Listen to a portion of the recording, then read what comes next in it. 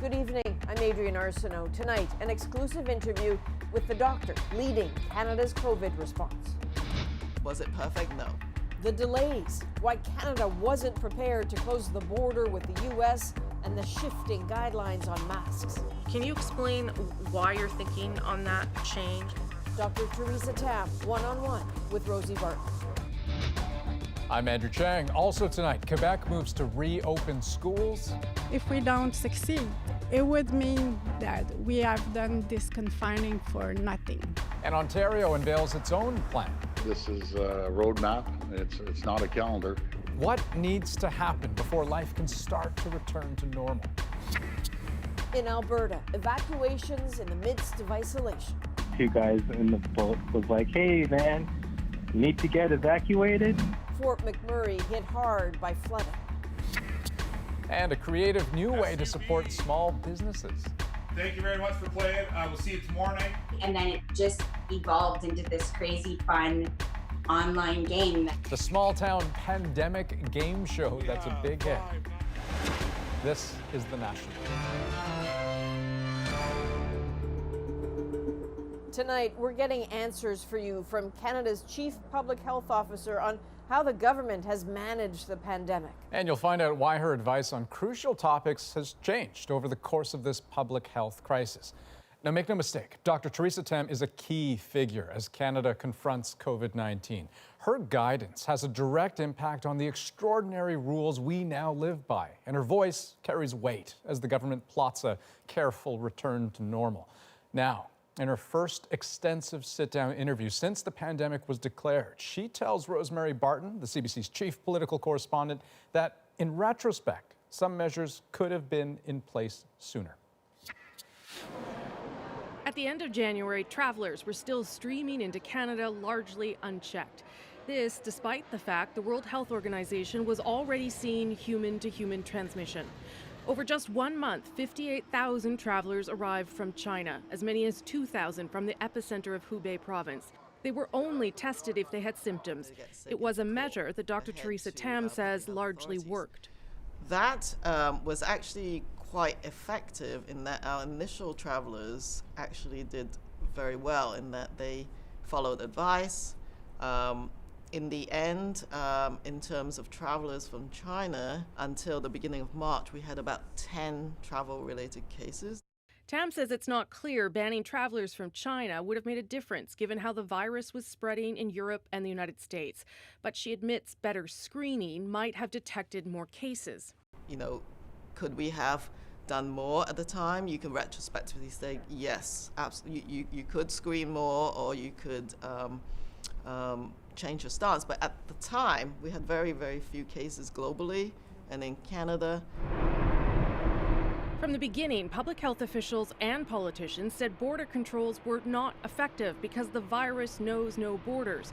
What became quickly clear, though, is the Canada-US border would be the huge challenge, and there was no pandemic plan that included shutting that down. To execute an actual border reduction wasn't actually very obvious in any of our planning, because we just felt, well, the virus is both sides. But U.S. border states like Washington and New York led Tam and government officials to quickly change their mind because cross-border infection was still a possibility. Rosemary Barton, CBC News, Ottawa.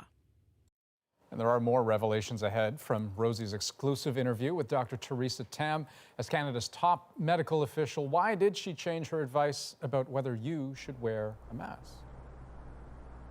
Canada added more than 1,600 new COVID-19 cases today, pushing the total over 48,000. Again, the biggest jump came in Quebec, where new cases increased for the second straight day. Behind it, Ontario, where for a third straight day, new cases decreased, but a more devastating number ticked higher in Ontario, more than 1,000 deaths. Today, both provinces revealed partial plans for easing COVID restrictions. Alison Northcott with when some kids in Quebec could head back to class.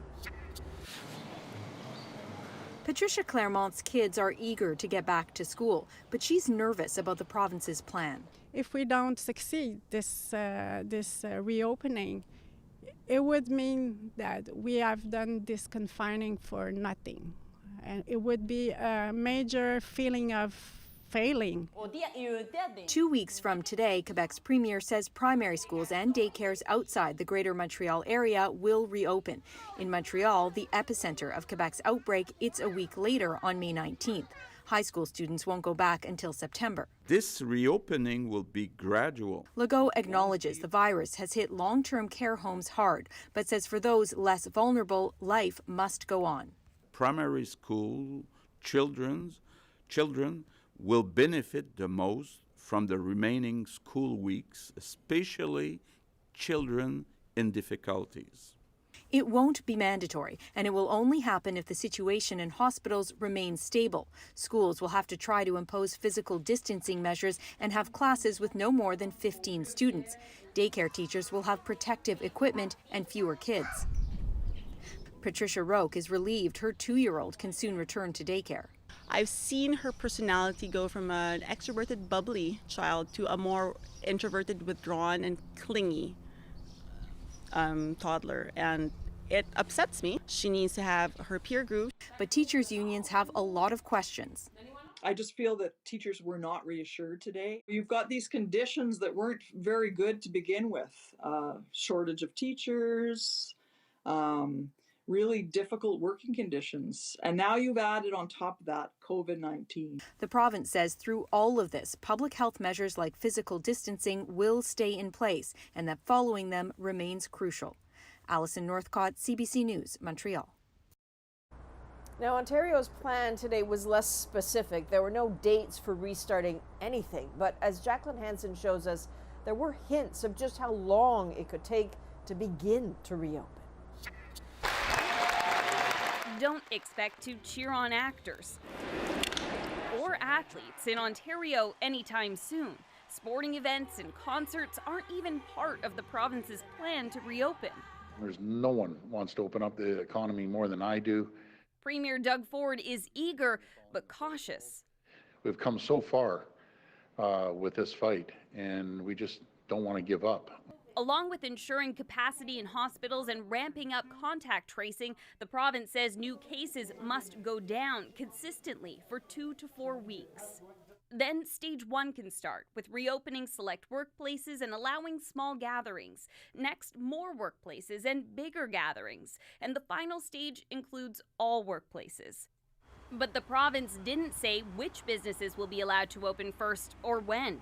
I think it's actually pretty wise to be hesitant about making declarations about what's going to happen when, because, you know, if we know anything, it's that this is not a predictable situation.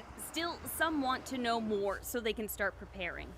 Access to PPE, or the personal protective equipment for all involved, is the main issue here. Many dentists donated their equipment to hospital workers.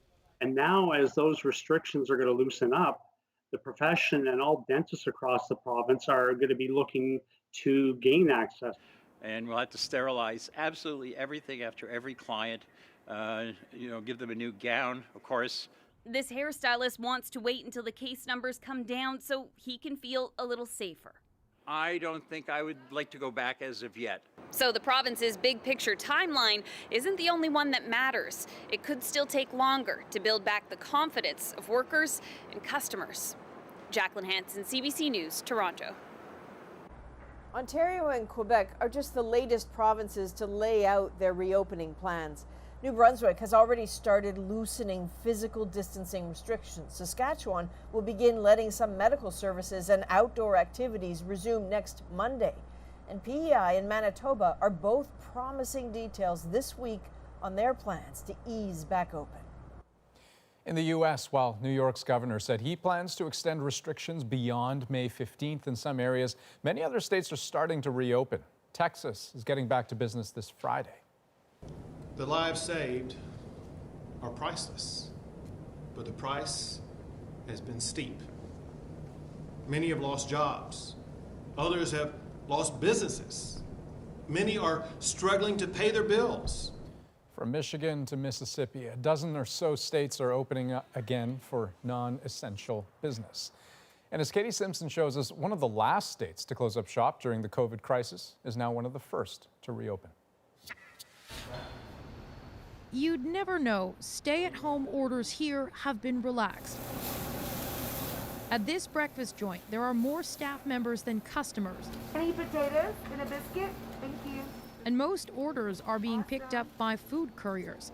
Servers understand customers are afraid, but say safety precautions are in place. It's overboard. We're crazy sanitizing. I mean, they gave me this mask. They made it for me. I'm not worried because is a hospital person worried? We're doing the same things that hospitals do. Restaurant dining rooms now join hair salons and beauty parlors as some of the non-essential businesses allowed to operate in Georgia. It's about time. My guests are definitely ready to have their faces waxed. Physical distancing rules are supposed to be enforced, but it's hard to avoid touching a customer's nose and mouth when giving an upper lip wax. I don't feel like they would have opened up if there was any chance of us getting sick or hurt while we're in there. Few people seemed willing to embrace Georgia's great reopening, though much of the country is watching to see if it can be done safely. There is doubt about that, since COVID-19 cases are on the rise here, and there is a lag in testing. If you're that afraid, stay at home and just don't come out. So for people who are afraid, there's a remedy for that. They just stay at home. Willie Edwards didn't have that choice. He reopened his barbershop because he didn't qualify for benefits. I got a vehicle that I can't pay for. I got rent that I can't pay for. So yeah, it's a hardship. Business so far has been slow. Another sign that just because you open it doesn't mean people will come. Katie Simpson, CBC News, Atlanta, Georgia. Officials on both sides of the border agree that increased testing is key to opening up again, but are we anywhere near the kind of testing capacity we all need? We asked health reporter Christine Birak to find out. If you knew you had COVID-19, odds are you wouldn't be out spreading it around. The problem is 98% of Canadians don't know if they have the virus in their system or not. That's why testing is key, and officials know it. We need the whole system to be working and people being tested. To date, more than 700,000 Canadians have been tested for the virus. That's about 19,000 tests per million people, higher than the U.S., but lower than New Zealand and Singapore, which are managing to control the spread. I personally am concerned about testing and tracing capacity. Doctors say as provinces reopen, the virus will spread. Right now, Quebec has the capacity to test about 15,000 people a day. Ontario is testing around 12,500. Likely not enough to catch new cases, isolate them, and prevent the next wave of infections. The general view is that as we begin to lift restrictions, it'll be like the old county fair game, the whack-a-mole game, where each time something pops up, you have to knock it down hard. While it's not clear exactly how much more testing is needed, several studies suggest about half of those infected with the virus show no symptoms at all. Which is why this Italian study that's yet to be peer-reviewed suggests the need for massive swab testing to identify those who are infectious. It's a big problem. I think it should be a very, very, very large swab testing. As provinces open for business, doctors say Canadians should be aware. I just don't want people thinking mask, temperature checks, we're good to go. No worries at all. It's not going to be perfect. He adds, if anyone who wanted a test could get one, it would be a significant step in the right direction. Christine Birak, CBC News, Toronto. Now, of course, COVID-19 isn't just threatening the physical health of Canadians. It's also affecting our mental health. In a new survey, nearly half of Canadians say their state of mind is suffering. And as Nicole Ireland found, mental health workers are seeing it firsthand.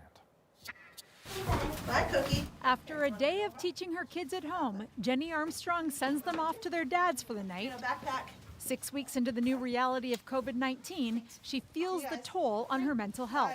I feel like every day there's coping, and then on some of the most challenging days, there's a moment where it's just a break, and it's almost, I feel like a toddler sometimes. According to an Angus Reid survey released today, more than half of women between 35 and 54 feel both worried and anxious. You may be worried about paying a mortgage. Also, maybe you've got kids and you've just got a lot going on. Now, bringing all of that into the home in your new reality just makes it incredibly intense. Men and women of all ages across Canada are affected. Only a third of those surveyed say they're doing fine both mentally and financially. Almost a quarter of Canadians say their finances are fine, but their mental health has taken a blow. And more than a quarter of Canadians say both their mental health and finances have worsened since COVID-19 hit. Those most likely to be hardest hit live in Alberta, a province that was already economically stressed before coronavirus. That leads to that mental deterioration and that financial deterioration, and both indeed are part of why we're seeing what we're seeing in Alberta. But across the country, there's a spike in mental health distress calls. They're using words like COVID is disintegrating my mental health. Really powerful words and phrases. The impact of COVID-19 is so serious. Kids Help Phone has started a dedicated support line for adults. But there is hope amid all the worry. 1/3 of Canadians also say they feel something else: grateful. Nicole Ireland, CBC News, Toronto.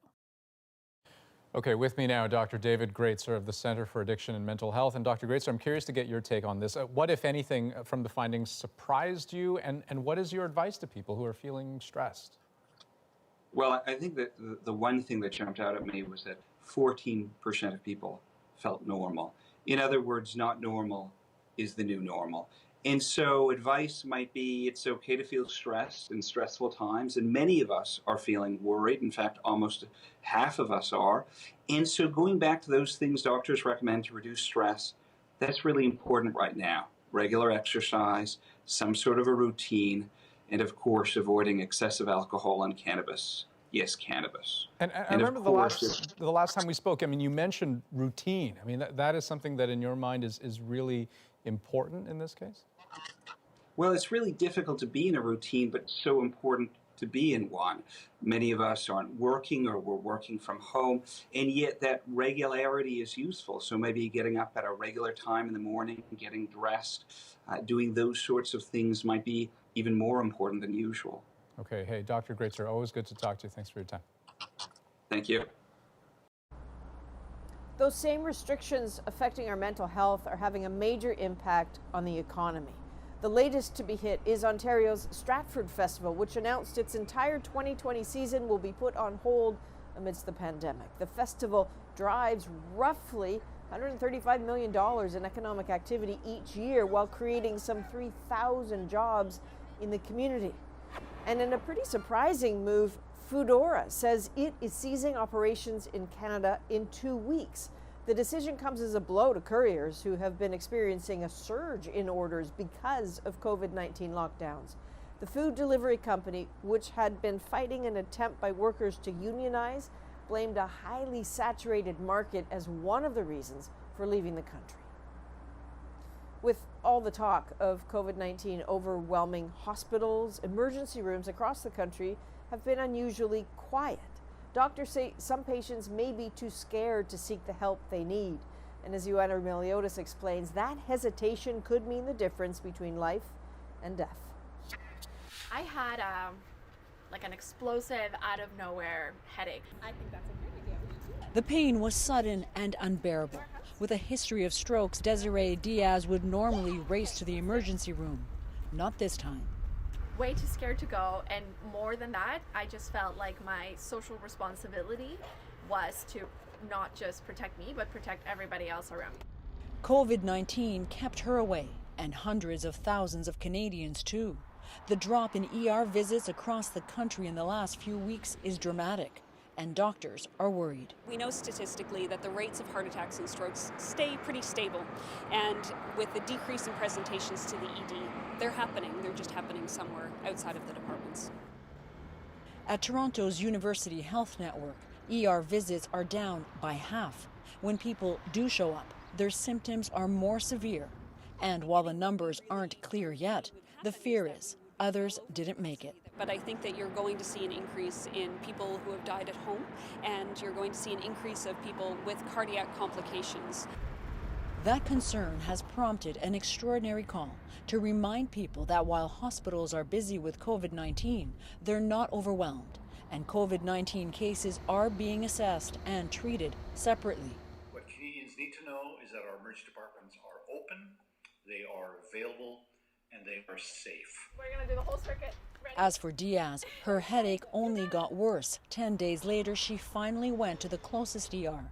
Thankfully, it wasn't another stroke, but she needed a change in her regular medication to get rid of the pain. Her message now? You don't need to worry like I did. You can actually just go and get the help that you need. At the very least, she says, for the peace of mind that comes with it. Joanna Remiliotis, CBC News, Toronto. Amidst a pandemic and an economic crisis, a new emergency in Fort McMurray. Hey, man, you need to get evacuated? Up next, the already inundated city is now dealing with spring floods. And our chief political correspondent gets an inside look at the country's pandemic plan from Dr. Theresa Tam. A CBC News exclusive interview on Canada's evolving response to the coronavirus threat.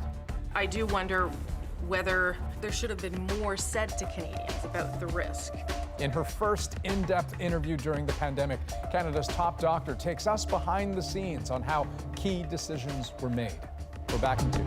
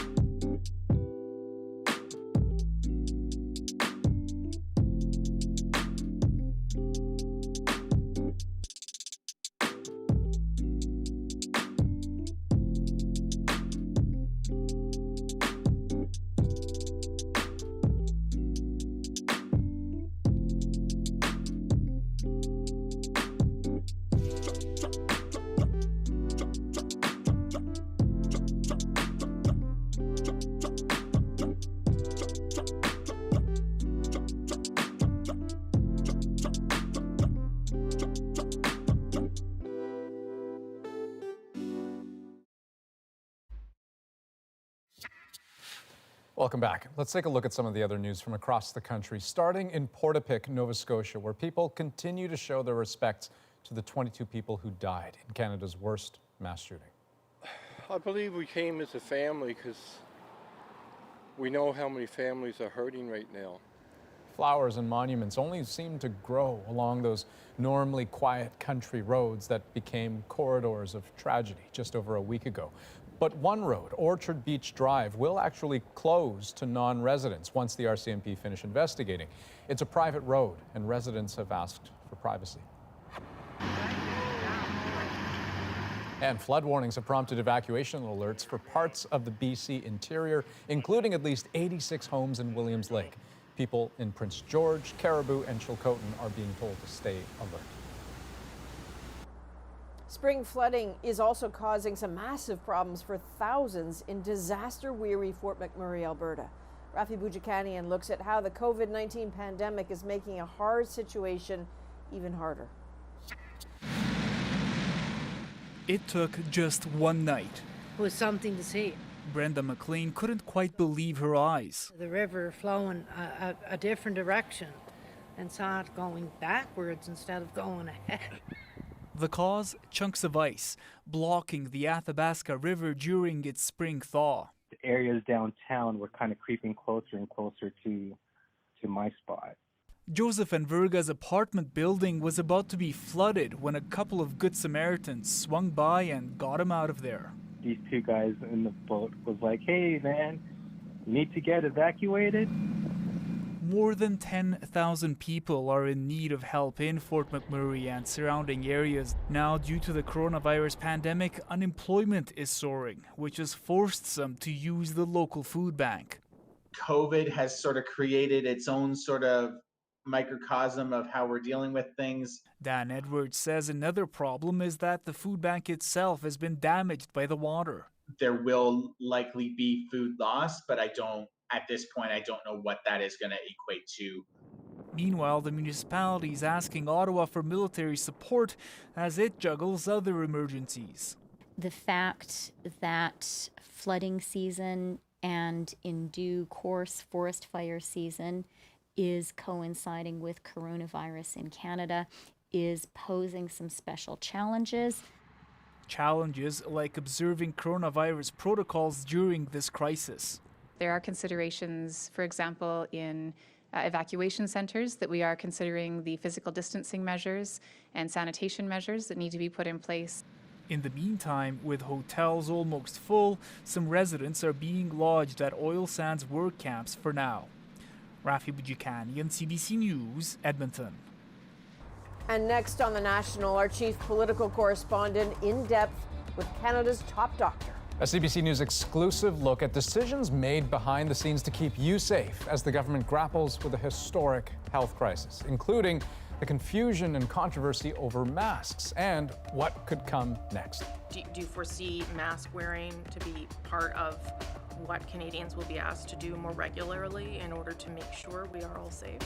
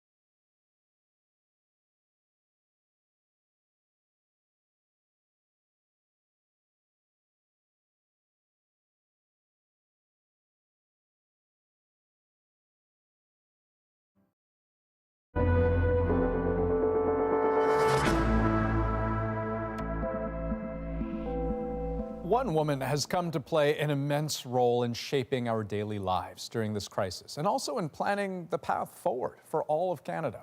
When a country goes to war, top generals grab the spotlight. Now, in the fight against COVID-19, it is Dr. Theresa Tam, Canada's Chief Public Health Officer, who keeps us informed and guides the government, sometimes in a way that generates controversy. Tonight, we're presenting the first part of her extensive and exclusive interview with CBC's chief political correspondent, Rosie Barton. As Canada's Chief Public Health Officer, Dr. Theresa Tam has become the public face of Ottawa's effort to fight COVID-19. I think we can cautiously move to what I would call a new normal. A big part of that new normal are her near daily briefings at noon Eastern, patiently explaining the massive effort. Physical distancing and all the other public health measures that you've observed have been working. Delivering the good news and the bad. There are now 47,327 confirmed cases, including 2,617 deaths.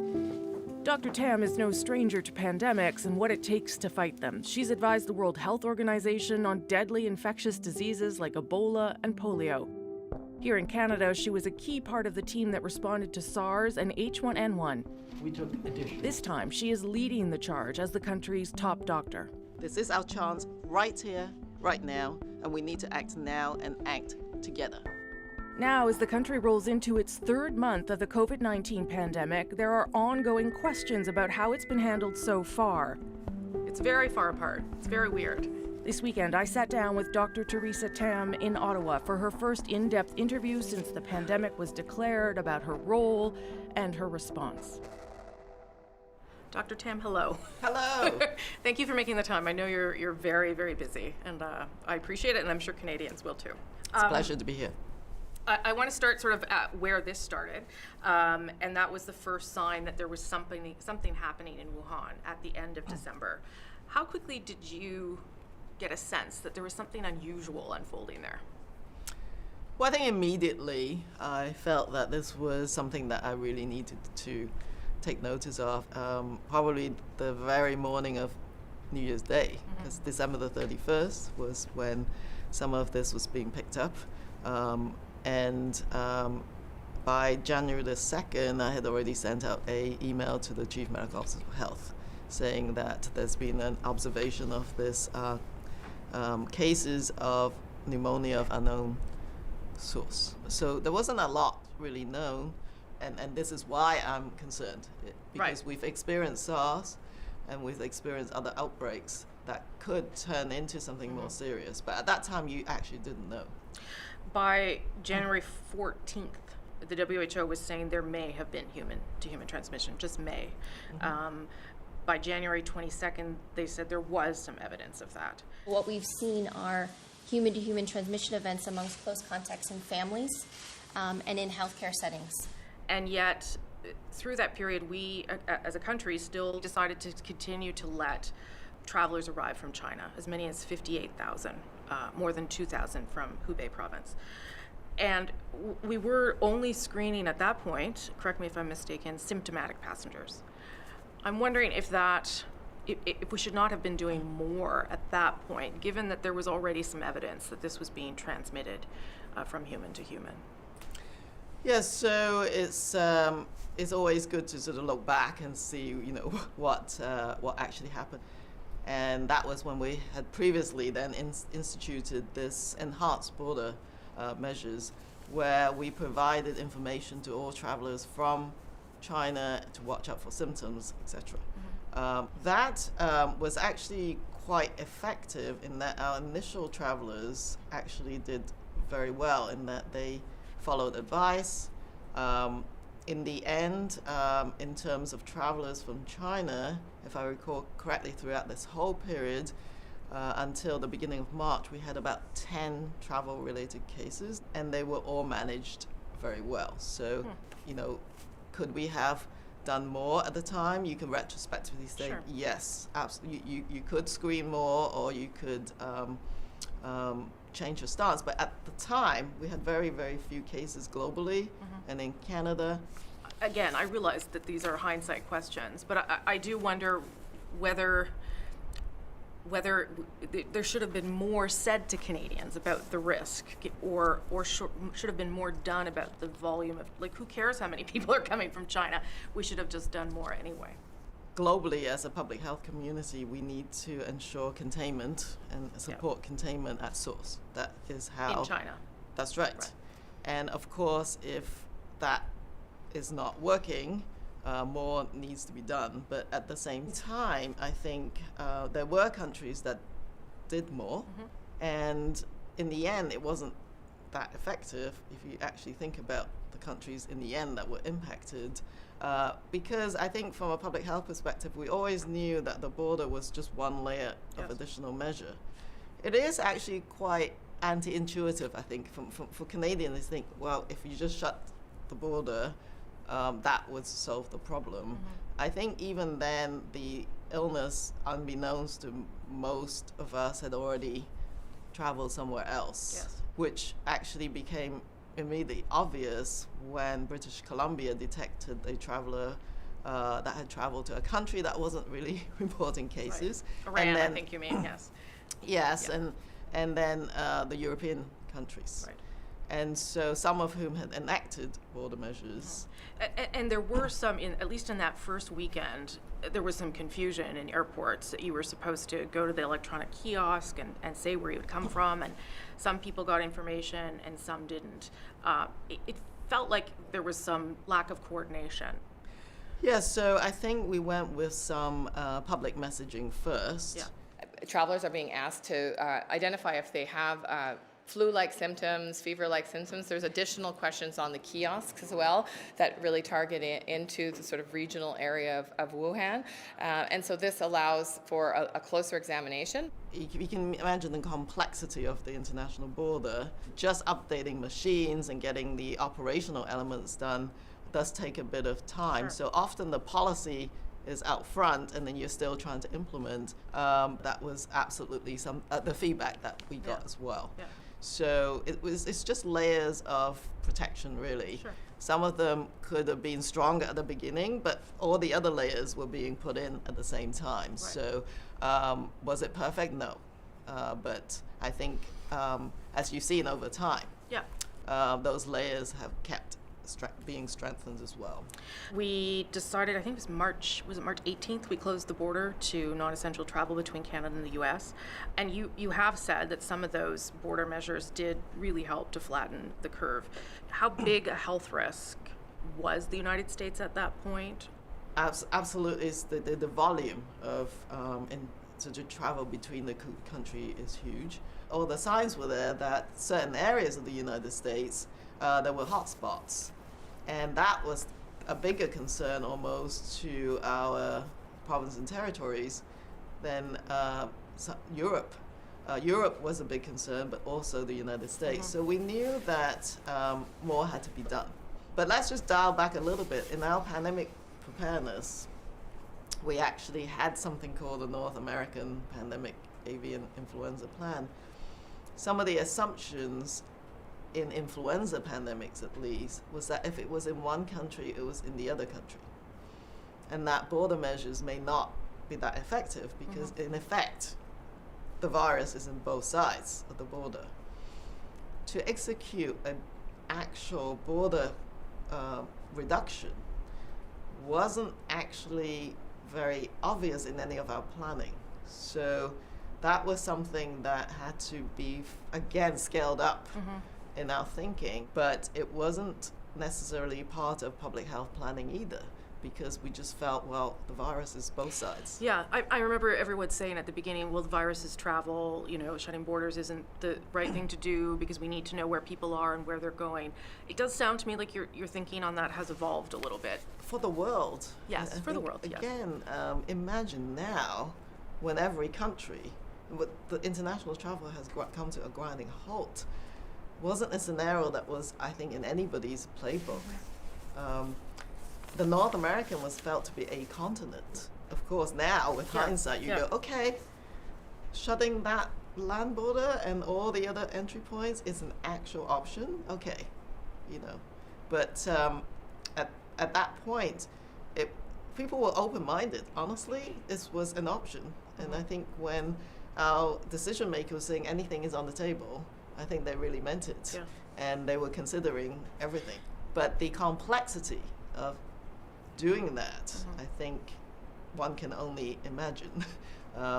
But it was done in the end. We'll be right back with one of the toughest questions Dr. Tam has faced. Why did she downplay masks at first as a measure of public protection? Can you explain why your thinking on that changed? Asymptomatic people, there's more of them than we knew of before. Find out why the official advice on mask wearing might even change again.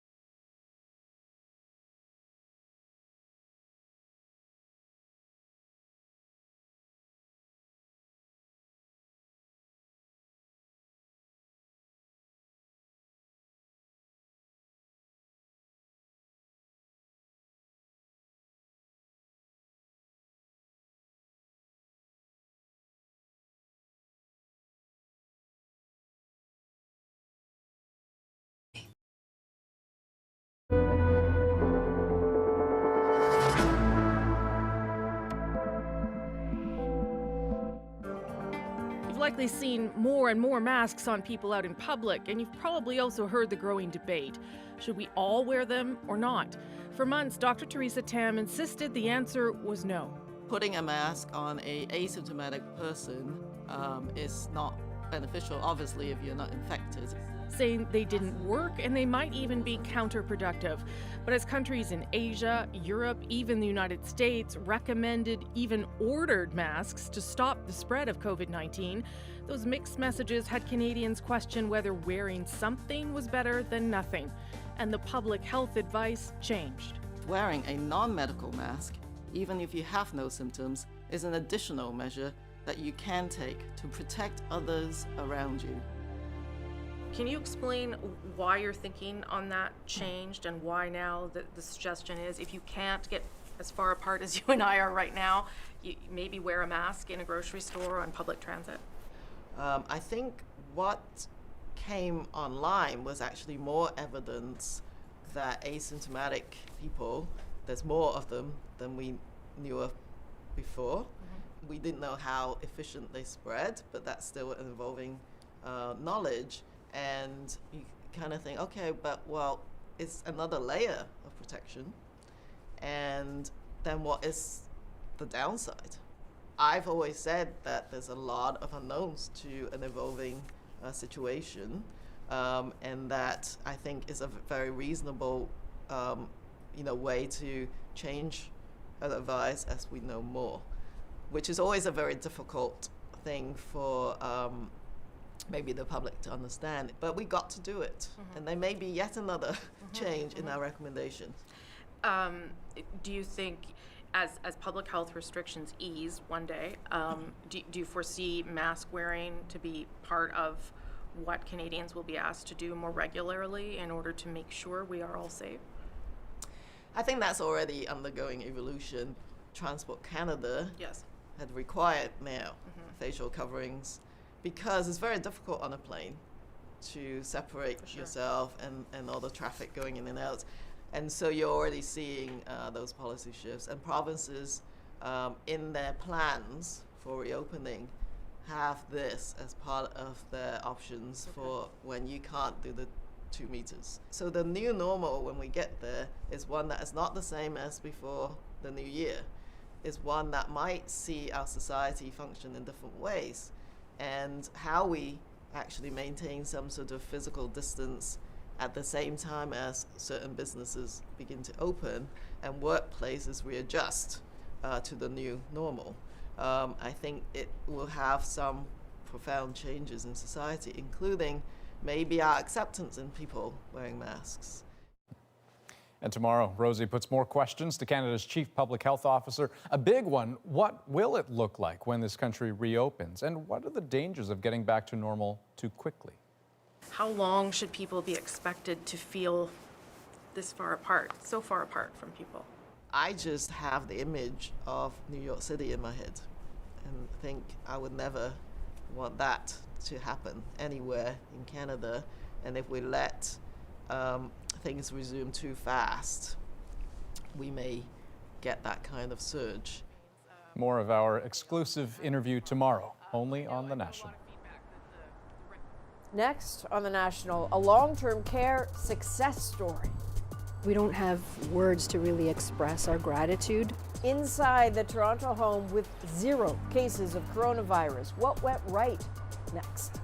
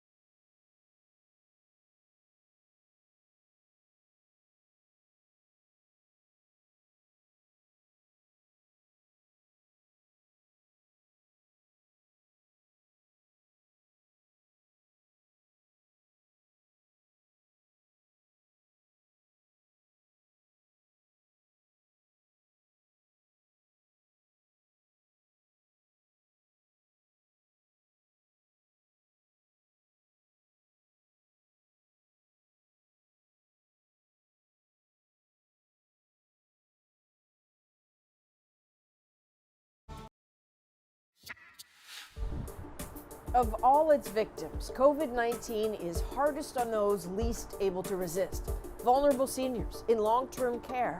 There are now outbreaks at hundreds of facilities across the country, a situation so grave the Canadian military has mobilized to help fight this invisible enemy. While some long-term care homes are all but falling apart, others are proving to be fortresses of resistance to the virus. John Lancaster looks at the stark contrast between two in Toronto. Christine Widowich considers her family lucky. We don't have words to really express our gratitude to the administrators and staff. Her 84-year-old mother, Paulina, is a resident of the Ivan Franco Care Home in Toronto. So far, all 85 residents and 100 staff remain COVID-19 free. We had a complete emergency plan and a pandemic plan in place, which we decided to implement as of March 16th. That was before Ontario declared a COVID-19 state of emergency. Tonkovich acted fast. The 50-year-old building was locked down. Staff were required to work at that home only weeks before the province made it mandatory. A temporary dining room was set up on each floor. All homes had to have a pandemic plan, but how they execute it is up to them. Tonkovich's plan, so far, has worked.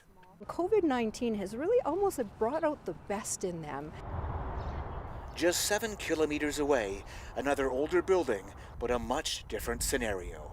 Eatonville Care Centre is facing a proposed class action lawsuit alleging it was short on staff, didn't virus screen adequately, and didn't have enough PPE. So far, 38 residents have died, dozens more infected. I think that homes could have protected their residents and their staff much better than what has actually happened. CBC News posed specific questions to the responsive group, which operates Eatonville. They didn't answer in detail, saying only they are working with staff and health authorities to fight the virus. Back at Ivan Franco, diligence remains the watchword. With fingers crossed, we can only try even harder and hope for the best. So far, that seems to be working. John Lancaster, CBC News, Toronto. Well, the pandemic has people connecting with their neighbors in new and inventive ways. Next in our moment, the Ontario man who's become a local celebrity. How watching the cars go by turned into must-see TV right after this.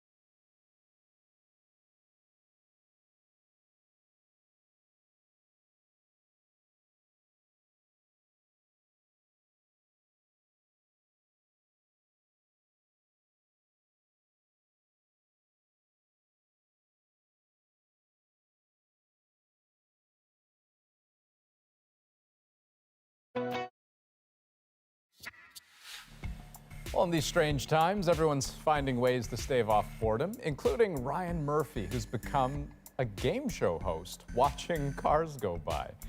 So he was just looking for something to do, so he decided to guess which cars would come next down the road. He streamed it live on Facebook, and somehow, some way, it became quite popular. So his game show is our moment. So it started as just a Facebook post, and we played a little game, and someone said, well, we'd like some music and maybe a little bit more of a show. Like, I mean, just jokingly, but I was like, well, what else are we doing? We put in our guesses either the day before or the day of. Ryan goes out and he videotapes the 3 vehicles that go by his house. SUV car truck.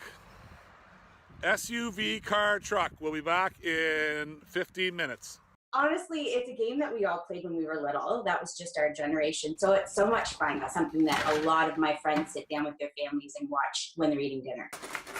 So for our new joiners as well, the dream is that you win 3 times and spell car. And it just evolved into this crazy fun online game that there's probably 500 people involved in. The bottom line is it's fun, and it's keeping people entertained, and it's putting some money back into the community that I love. So. Oh, okay, so it's called Car Truck, I think, and the way they put money back into the community is that the community are donating sort of gift passes for restaurants or golf passes or a hot tub rental, which I would like right now for whatever it's worth. And it's becoming, I think, a lot bigger than he anticipated. Yeah, well, and what a great way for businesses to get involved. And just in terms of how big this idea can become, apparently he's hoping a car will be waiting in the wings for a lucky contestant someday. He's in talks to try to figure that out. All the best of luck to them. That's the National for this April 27th. Have a good night. Good night.